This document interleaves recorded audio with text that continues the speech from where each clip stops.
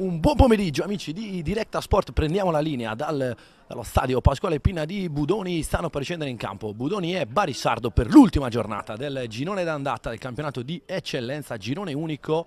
Forzati e fa ripartire immediatamente, però il pallone è perso banalmente da parte di Hunt e quindi subito pericoloso al centro dell'area, altezza del dischetto, il tiro è all'ultimo secondo utile, dice di no per il vantaggio del Barisardo. Occasionissima per gli ospiti in questo avvio dal Barisardo, che sta facendo molta densità al centro del campo, si proietta in avanti addirittura Soli, che cede la sfera al suo numero 7 Dimitrijevic, che entra in area, sfonda Dimitrijevic, pallone che accarezza il palo e va sul fondo. Prima chiara occasione da gol del match l'ha creata la squadra ospite con un ottimo inserimento da parte di Dimitrijevic, che ha sfondato sull'out di destra. Prova a salire il Budoni, salgono anche i terzini. Ferrari, tocca corto per Piassi, vuole puntare ancora Piassi, grande capacità del dribbling, pallone passa e prova con il gesto acrobatico, rimpallato per la difesa del Barisardo, che guadagna addirittura rimessa dal fondo. Altra occasione, questa volta nitida per il Budoni.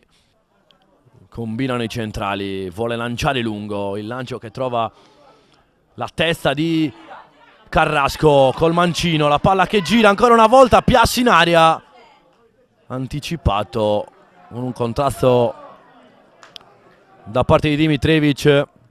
Si combatte al centro del campo, ancora Michali, combina con Manglé, se ne va Manglé, prova a toccare dentro, il pallone passa a un passo, scusate la ripetizione, dal gol del vantaggio, sorprendendo la difesa del Budoni, che non era posizionata bene, provando a guadagnare un fallo importante. Niente fischio e quindi ancora il Barisardo, grande strapotere fisico di Manglé, che prova con il destro la parata però di Forzati, che concede il corner. 20° che si sta avvicinando nel corso della ripresa, grande gesto tecnico, tacco e destro che si spegne a lato, occasionissima in questo secondo tempo.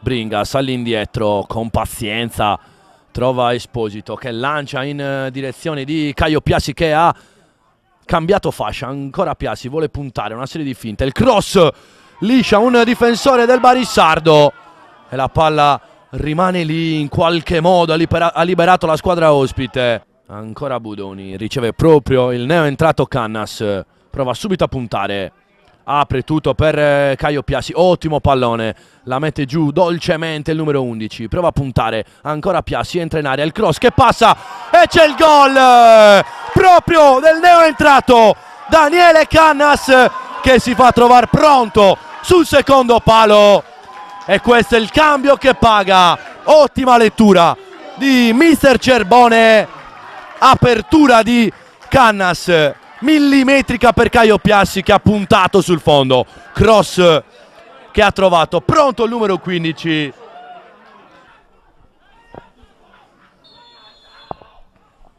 La battuta di Rodriguez a cercare la testa di Manglé, anticipato da Hunt, si torna all'indietro, Correia, ma non c'è più tempo. Budoni, Barisardo e storia. Il Budoni vince per 1-0 grazie al gol di Daniele Cannas nella ripresa e ritrova il primato in classifica per almeno 24 ore.